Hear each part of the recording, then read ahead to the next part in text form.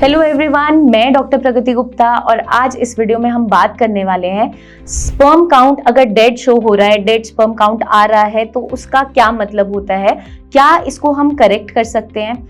तो जब भी आप सीमन एनालिसिस टेस्ट करवाते हो उसके अंदर हम दो चीजें देखते हैं, स्पर्म काउंट देखी जाती है, स्पर्म की मोटिलिटी देखी जाती है, कितने स्पर्म वायबल हैं, अलाइव हैं, मोटाइल हैं, नहीं हैं, वो जाना जाता है। तो बेसिकली डेड स्पर्म काउंट का मतलब ये होता है कि आपके स्पर्म तो प्रेजेंट है सीमन के अंदर लेकिन वो मोटाइल नहीं है, मतलब कि उनकी मूवमेंट अच्छी नहीं है। और जब उनकी मूवमेंट अच्छी नहीं होती तो वो एग तक नहीं पहुंच पाते और फर्टिलाइजेशन नहीं हो पाता। उस कंडीशन में नेचुरल कंसेप्शन होना पॉसिबल नहीं होता। तो इसलिए स्पर्म का मोटाइल होना बहुत इंपॉर्टेंट है।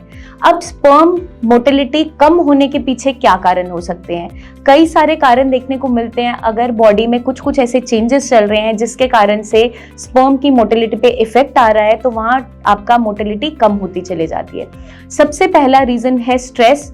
स्ट्रेस बेसिकली आपकी बॉडी में क्या करता है, वो आपकी बॉडी में कॉर्टिसोल लेवल्स को बढ़ाता है जिसके कारण से ऑक्सीडेटिव स्ट्रेस बढ़ता है, बॉडी में फ्री रेडिकल्स बहुत ज़्यादा जनरेट होते हैं जिसके कारण से आपकी फर्टिलिटी पे भी इम्पैक्ट आता है, स्पर्म काउंट पे भी आता है, मोटिलिटी पे भी आता है।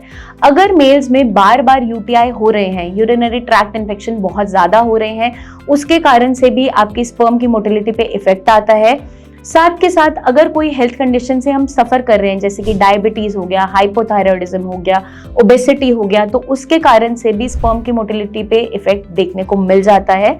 और अगर हम कोई एडिक्शंस फॉलो कर रहे हैं जैसे कि अल्कोहल है, स्मोकिंग है, टबैको च्यूइंग है, बहुत ज़्यादा है, उसके कारण से आपकी स्पर्म की मोटिलिटी पे इफेक्ट आता है और कॉन्टिन्यूसली फर्टिलिटी पे इफेक्ट आता चला जाता है। अगर आपने सडन वेट गेन किया है या सडन वेट लॉस किया है, उस कंडीशन पे भी आपकी स्पर्म की मोटिलिटी पे इफेक्ट आता है। तो ये सारे के सारे रीजंस हैं जिसके कारण से आपकी रिपोर्ट में डेड स्पर्म काउंट देखने को मिल जाता है।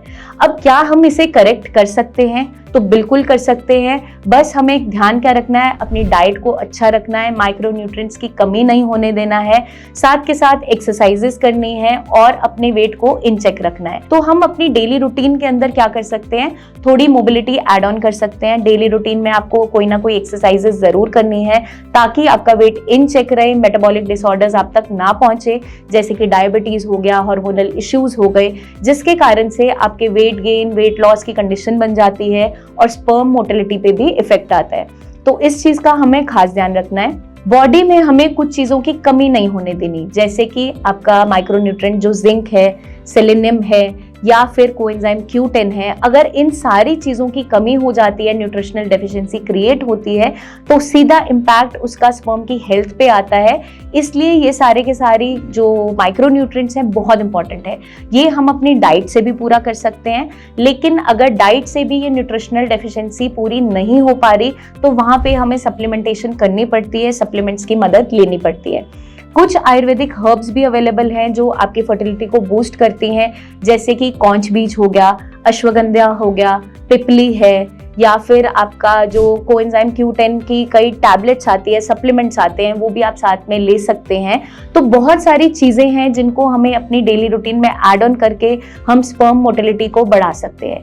क्योंकि अगर आपकी रिपोर्ट में डेड स्पर्म काउंट आ गया और वहाँ पे स्पर्म मोटिलिटी अच्छी नहीं है तो नेचुरल कंसेप्शन पॉसिबल नहीं हो पाती। लेकिन हम अगर चाहते हैं नेचुरली कंसीव करना और सारी की सारी फर्टिलिटी इश्यूज से दूर रहना, तो हमें अपने लाइफस्टाइल को सुधारना है, अपनी डाइट को रिच रखना है, माइक्रोन्यूट्रिएंट से, विटामिन से, मिनरल से कोई डेफिशिएंसी नहीं होने देना है और स्ट्रेस से बचकर रहना है। तो अगर हम ये सारी की सारी चीज़ें फॉलो करते हैं, कर लेते हैं, तो वहाँ पे स्पर्म की वायबिलिटी बेटर होती चली जाती है, उसकी मोटिलिटी बेटर होती चली जाती है और फर्टिलिटी इश्यूज हमें फेस नहीं करने पड़ते। तो मैं उम्मीद करती हूँ ये वीडियो काफ़ी हद तक आपको एजुकेट करेगी, मदद करेगी जानने में, समझने में कि स्पर्म मोटिलिटी को कैसे बेटर किया जा सकता है। आपके कोई सवाल हो तो कमेंट करके आप पूछ सकते हैं या नीचे दिए हुए नंबर्स पर हमारे टीम ऑफ डॉक्टर से कंसल्टेशन ले सकते हैं। जल्दी हम आपसे फिर मिलेंगे, तब तक के लिए अपना ध्यान रखिएगा एंड टेक केयर।